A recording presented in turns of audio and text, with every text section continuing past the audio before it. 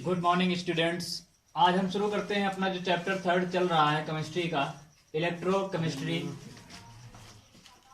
Electrochemistry वैद्युत रसायन chapter हमारा चल रहा है। आज इस पूरे चैप्टर को कंप्लीट कर देंगे, पूरा पढ़ाना है। क्वेश्चन पे पहुंचते हैं डायरेक्ट। पहले ये देख लीजिए जो थॉट लिखी है, everything is easy when you are busy but nothing is easy when you are lazy. यानी स्वामी विवेकानंद जी ने कहा है कि जीवन की, लाइफ की प्रत्येक वस्तु, प्रत्येक चीज आपके लिए आसान है यदि आप बिजी हैं, व्यस्त हैं, और जीवन में कुछ भी आपके लिए आसान नहीं है यदि आप आलसी हैं। अर्थात आप आलस का त्याग कर दीजिए। जो लोग आलसी हैं उनके लिए हर चीज असंभव है, और जो लोग मेहनती हैं उनके लिए हर चीज संभव है। राधे राधे। चलिए चैप्टर पे पहुंचते हैं। लॉन्ग आंसर है, वैद्युत रासायनिक श्रेणी किसे कहते हैं, इसके प्रमुख लक्षण तथा 2 उपयोग लिखिए। तो वैद्युत रासायनिक श्रेणी जान लेते हैं। वैद्युत रासायनिक श्रेणी विभिन्न धातुओं तथा अधातुओं के मानक इलेक्ट्रोड विभव अपचयन को बढ़ते हुए क्रम में रखने पर जो श्रेणी प्राप्त होती है उसे वैद्युत रासायनिक श्रेणी कहते हैं। एक बार फिर से रिपीट करते हैं। वैद्युत रासायनिक श्रेणी में विभिन्न धातुओं तथा अधातुओं के मानक इलेक्ट्रोड विभव अपचयन विभव को बढ़ते हुए क्रम में रखने पर जो श्रेणी प्राप्त होती है उसे वैद्युत रासायनिक श्रेणी कहते हैं। अब वैद्युत रासायनिक श्रेणी के लक्षण के बारे में हम जानेंगे कि दाएं से बाएं जाने पर वैद्युत रासायनिक श्रेणी में क्या परिवर्तन होते हैं। लक्षण है, फर्स्ट है इसमें कि श्रेणी में ऊपर से नीचे की ओर जाने पर तत्वों की अपचयन क्षमता घटती है, और जब अपचयन क्षमता घटेगी, जबकि नीचे से ऊपर जाने पर अपचयन क्षमता बढ़ती है। अगर हम श्रेणी में ऊपर से नीचे की ओर जाएंगे तो तत्वों की अपचयन क्षमता इंक्रीज होगी अर्थात घटेगी, और जबकि नीचे से जब ऊपर जाएंगे तो अपचयन क्षमता बढ़ेगी यानी डिक्रीज होगी।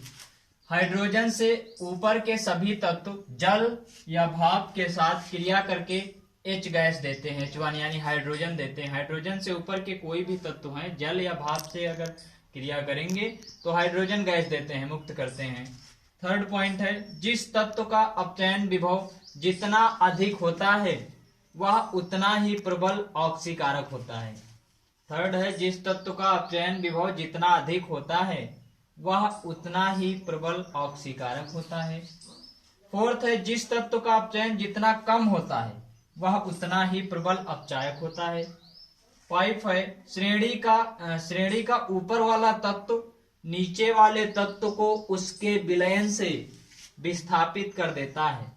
फिर से 5 नंबर है, श्रेणी का ऊपर वाला तत्व नीचे वाले तत्व को उसके विलयन से विस्थापित कर देता है अर्थात अलग कर देता है, हटा देता है। क्लियर।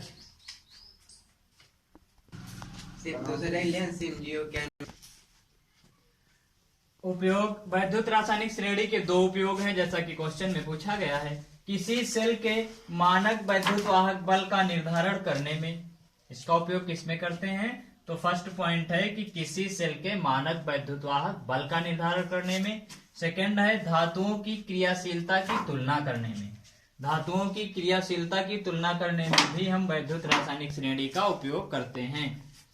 क्वेश्चन नंबर 15 है कि गर्म करने पर HgO अपघटित हो जाता है परंतु MgO यानी मैग्नीशियम ऑक्साइड नहीं, क्यों। फिर से क्वेश्चन रिपीट करते हैं। गर्म करने पर HgO अपघटित हो जाता है परंतु MgO नहीं, क्यों। आंसर है, जो धातु विद्युत रासायनिक श्रेणी में Cu से नीचे हैं उनके ऑक्साइड कम स्थायी होते हैं। फिर से, जो धातु विद्युत रासायनिक श्रेणी में Cu से नीचे की ओर हैं उनके ऑक्साइड कम स्थायी होते हैं और वे गर्म करने पर आसानी से अपघटित हो जाते हैं। अब इसकी रिएक्शन आगे जानते हैं। इसकी रिएक्शन देखिए।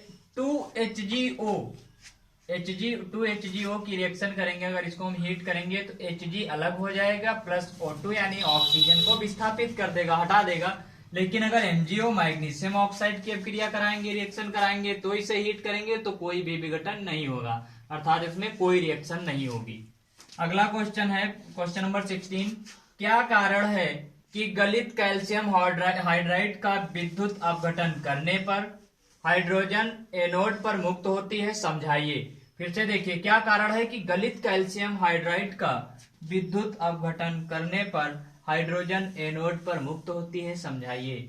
इसका आंसर है गलित CaH2 में यानी गलित कैल्शियम हाइड्राइड में हाइड्रोजन हाइड्राइड आयन H के रूप में यानी H+ के रूप में रहता है और विद्युत अपघटन करने पर H का हाइड्रोजन का ऑक्सीकरण हो जाता है, इसे हटा देता है।